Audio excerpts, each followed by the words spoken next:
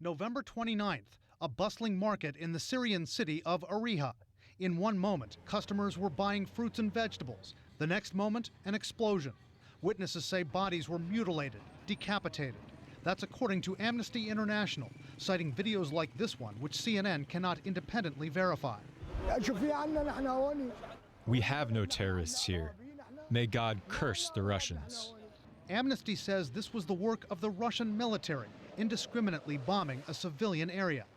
3 missiles hit that market, 49 civilians were killed, and there was no evidence of a military target. A new report from Amnesty International says the Russians have killed at least 200 civilians in Syria since their military campaign began in September, striking homes, medical facilities, and this mosque with unguided bombs. Those attacks may amount to war crimes because they appeared to be attacks directly hitting civilians or civilian objects. An assertion vehemently disputed by the Russian government.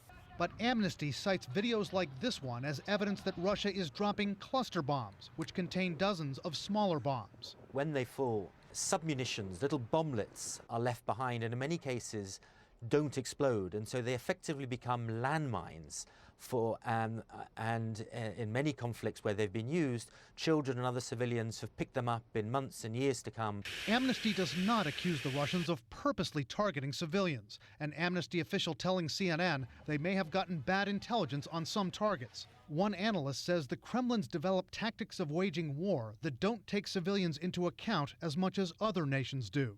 They haven't put a lot of thought into how to avoid civilian casualties, and they're willing to accept the collateral damage, I would argue, looking at how they fought historically. It's about encircling and bombarding, and when you encircle and bombard, civilians will get killed. In a Moscow theater in 2002 and at a school in Beslan, Russia in 2004, terrorists held hundreds of innocent people hostage. In each case, Russian forces went in and killed almost all the attackers, but many of the hostages, including nearly 200 children at the school, also died. There is a view that destroying the enemy is your first priority.